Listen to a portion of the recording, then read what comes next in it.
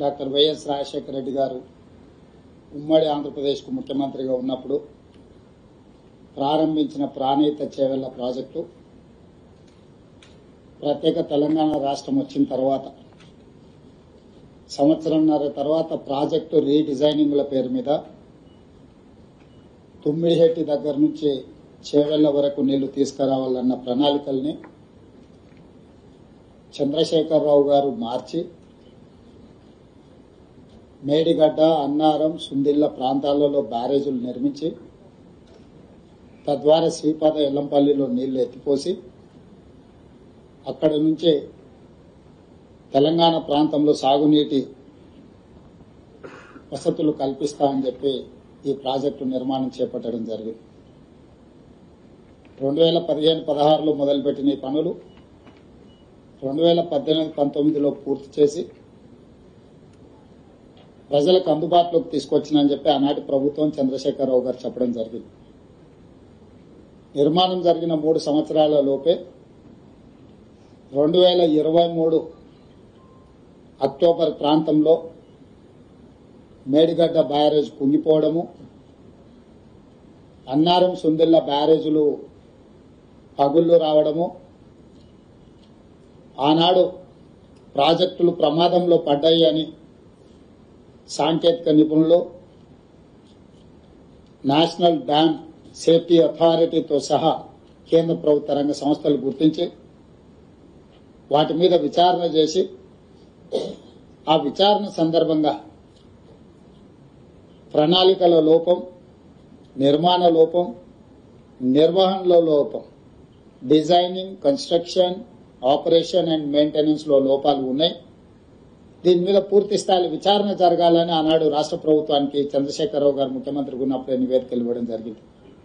ఆ సందర్భంలో పిసిసి అధ్యక్షుడిగా నేను, శ్రీ రాహుల్ గాంధీ గారు మేడిగడ్డ బ్యారేజ్ను సందర్శించి మా కాంగ్రెస్ పార్టీ నాయకులు ఆనాడు బట్టి విక్రమార్క గారు, శ్రీధర్ బాబు గారు, ఉత్తమ్ కుమార్ రెడ్డి గారు ఈ ప్రాజెక్టులను పర్యటనలు చేపట్టి ఇందులో లోపభూయిష్టమైన నిర్ణయాలు, అవినీతి, ఆశ్రిత పక్షపాతము, నిర్లక్ష్య వైఖరి, ఎన్నో లోపాలతో కూడుకున్న నిర్ణయాల వల్ల ఈరోజు దాదాపుగా 1,00,000 కోట్ల రూపాయలు పెట్టి నిర్మించిన కాళేశ్వరం ప్రాజెక్టు పూర్తిగా కూలిపోవడం, దీని మీద విచారణకు ఆదేశిస్తాం ప్రభుత్వం అధికారంలోకి రాగానే అని చెప్పడం జరిగింది. ఎన్నికల మేనిఫెస్టోలో కూడా ఈ విషయం స్పష్టంగా జ్యుడిషియల్ ఎంక్వైరీ చేస్తామని ఆనాడు మేనిఫెస్టో కమిటీ చైర్మన్ గా శ్రీధర్ బాబు గారి నేతృత్వంలో కాంగ్రెస్ పార్టీ తెలంగాణ ప్రజలకు మాట ఇవ్వడం జరిగింది.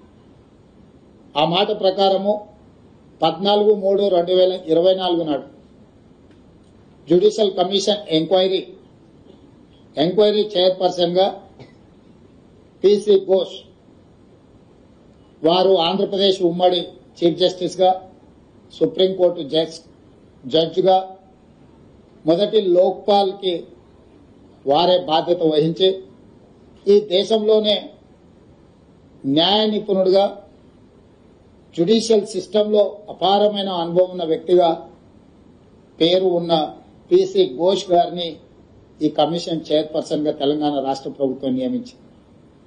అక్కడి నుంచి దాదాపుగా 16 నెలలు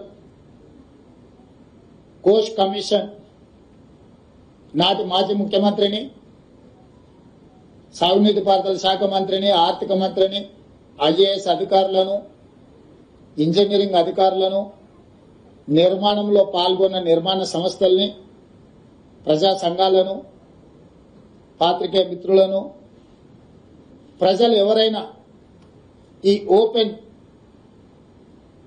విచారణకి ఎవరైనా వచ్చి తమ అభిప్రాయాన్ని చెప్పొచ్చని అందరి నుంచి సమాచారాన్ని సేకరించిన సమాచారం ప్రకారం చంద్రశేఖరరావు గారిని, హరీష్ రావు గారిని, ఈటెల రాజేందర్ గారిని నోటీస్ ఇచ్చి పిలవడం ద్వారా వారిని ప్రశ్నించి వారి ప్రశ్నలకు వాళ్ళు వివరణ ఇచ్చుకోవడానికి, వాళ్ళు తీసుకున్న నిర్ణయాలకు గల కారణాలను, వారు అందించిన సమాచారాన్ని అన్నిటిని కూడా వారు విశ్లేషించడం జరిగింది. విశ్లేషించిన తర్వాత 16 నెలల తర్వాత మొన్న 31 తారీఖు నాడు 665 పేజీల సుదీర్ఘమైన నివేదికను తెలంగాణ రాష్ట్ర ప్రభుత్వానికి పిసి ఘోష్ కమిషన్ అందించడం జరిగింది. ఆ నివేదికను పూర్తి స్థాయిలో విశ్లేషించి సంక్షిప్తంగా ఒక నివేదిక ఇవ్వడానికి irrigation secretary, law secretary, GID సెక్రటరీతో 3 అధికారులతో ఒక కమిటీని నియమించి ఆ కమిటీ నివేదికను మంత్రివర్గ సమావేశంలో మంత్రులందరూ కూడా వివరించడం జరిగింది. ఇదే కాకుండా 665 పేజీల కమిషన్ నివేదికను ఈరోజు మంత్రివర్గంలో ప్రవేశపెట్టి దాన్ని మంత్రివర్గ ఆమోదం కూడా చేయడం జరిగింది. వాటికి సంబంధించిన సమాచారాన్ని పూర్తి స్థాయిలో మీడియా మిత్రులకు చెప్పాలని మంత్రివర్గ సహచరులందరితోని పత్రికా సమావేశాన్ని ఏర్పాటు చేసి అందులో ఉన్న ప్రధానమైన అంశాలను అన్నిటిని కూడా సాగునీటి పారుదల శాఖ మంత్రివర్యులు ఉత్తమ్ కుమార్ రెడ్డి గారు మీకు సుదీర్ఘంగా వివరించారు.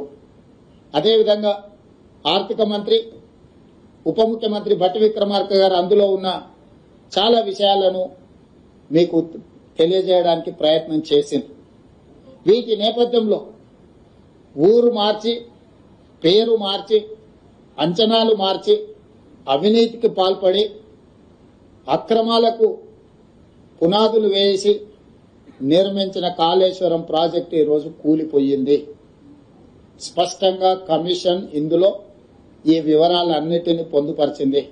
దానికి సంబంధించిన ప్రజాప్రతినిధులు, ఐఏఎస్ అధికారులు, ఇంజనీరింగ్ నిపుణులు, నిర్మాణ సంస్థలకు సంబంధించి పూర్తి వివరాలను విశ్లేషణాత్మకంగా వారు రిపోర్ట్ ఇవ్వడం జరిగింది.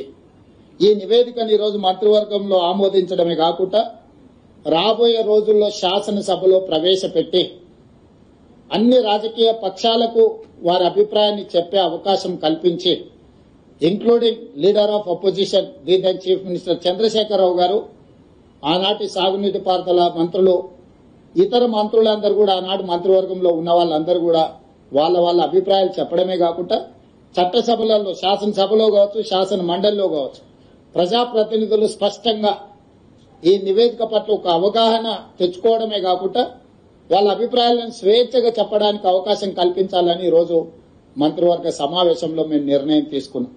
అందుకే ఈ 665 పేజీల నివేదికను తొందరలోనే శాసనసభ, శాసన మండలి సమావేశాలను ఏర్పాటు చేసి అక్కడ ఈ నివేదికను ప్రవేశపెట్టి అందరి అభిప్రాయాలు పరిగణలోకి తీసుకున్న తర్వాత భవిష్యత్ కార్యాచరణను, కమిషన్ సూచించిన సూచనలను అమలు చేయడానికి ప్రభుత్వం ముందుకు వెళ్తుంది. ఎవరది? అవునా, న్యాచురల్ కదా, వాళ్ళు అదే విధంగా మాట్లాడతారు కదా, వేరే రకంగా ఎందుకు మాట్లాడతారు? ఒకవేళ అదే అయితే కమిషన్ ముందుకెళ్లి వాళ్ళు ఎందుకు సమాచారం ఇచ్చిండ్రు, వాళ్ళు ఎందుకు వాదనలు వినిపించిండ్రు? తమకు అనుకూలంగా ఉంటే ఒక రకంగా, తమ తప్పులను ప్రశ్నిస్తే ఇంకొక రకంగా మాట్లాడడం అనేది మొదటి నుంచి వాళ్ళకున్న అలవాటు. ఈరోజు మేము కమిషన్ ని వాళ్ళు తప్పుపడుతుండ్రు. ఇంతకుముందు భట్టి విక్రమార్క గారు స్పష్టంగా చెప్పిండ్రు, ఇది ఒక రాజకీయ పార్టీ నివేదికను, రాష్ట్ర ప్రభుత్వ నివేదిక కాదు, independent judicial enquiry report headed by Pinaki Chandra Ghosh, imminent personality. He headed as a Supreme Court judge, Lokpal chairperson, ఇలాంటి ప్రధానమైన బాధ్యతలు నిర్వహించిన వ్యక్తి 16 నెలలు అందరికి అవకాశం ఇచ్చి వాళ్ళు చెప్పుకోవడానికి అందరికీ సమానమైన అవకాశాలు కల్పించి రోజు నివేదిక ఇచ్చిండు. కాబట్టి ఆ నివేదిక మీద ఇంకా ఎవరు ఏ రకంగా మాట్లాడతారు, ఏ రకంగా విశ్లేషణ ఇస్తారు అనేది వాళ్ళ విజ్ఞతకే నేను వదిలేస్తున్నా.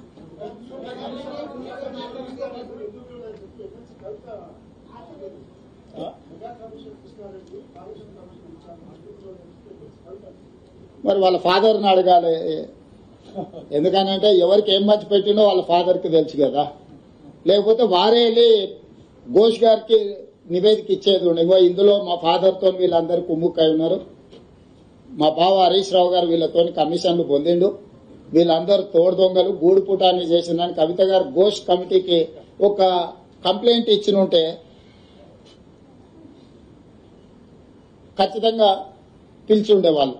ఇప్పుడు కమిషన్ నివేదిక ఇచ్చిన తర్వాత ఎవరిని ప్రశ్నిస్తుంది? ఒకవేళ ఘోష్ గారిని ప్రశ్నించాలంటే వారు కలకత్తాలో ఉంటారు, కవిత గారు కలకత్తాకి వెళ్లి ప్రశ్నలు వేయొచ్చు.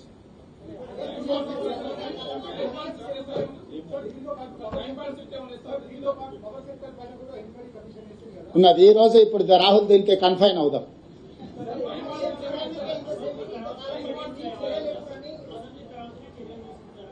అసెంబ్లీలో చర్చలు చేసిన తర్వాత చర్చల సారాంశం ప్రకారం భవిష్యత్ కార్యాచరణ ఉంటుంది. మీకు స్పష్టంగా చెప్పడం కోసమే మీ ఊహాజనితమైన కథనాలకు గాని ఊహాజనితమైన ప్రశ్నలకు తావు లేకుండా ఉండడానికే కమిషన్ రిపోర్ట్ ఇచ్చిన 4 రోజుల్లోనే మంత్రివర్గ సమావేశాన్ని ఏర్పాటు చేసి మంత్రివర్గ సమావేశం ఆ నివేదికను ఆమోదించి ఆ నివేదికలో ఉన్న సారాంశాన్ని నిక్షిప్తంగా మీడియా మిత్రులకు అందరూ కూడా కంప్లీట్ గా ఇన్ డీటెయిల్ ఒక పవర్ పాయింట్ ప్రజెంటేషన్ ద్వారా మీకు వివరించడం జరిగింది. దీంట్లో ఎలాంటి శశపిశలకు తావు లేదు. నివేదిక సారాంశాన్ని సూచనల్ని తప్పకుండా ఈ ప్రభుత్వం పాటిస్తుంది. దానికి ఒక అప్రోప్రియేట్ సిస్టమ్ ని అడాప్ట్ చేసుకోదలుచుకున్నాం. మేము రాజకీయ కక్షాపూరితమైన చర్యలు చేపట్టినట్టు లేకపోతే ఎవరి మీదనో వ్యక్తిగతంగా ద్వేషంతో నిర్ణయాలు తీసుకున్నట్టు ఏమాత్రం చర్చలకు తాపు ఇవ్వకుండా ఈ ప్రభుత్వము పారదర్శకంగా పనిచేయాలనుకుంటుంది. కాబట్టి ఈ రోజు అన్ని వివరాలను మీ ముందు పెట్టడం జరిగింది.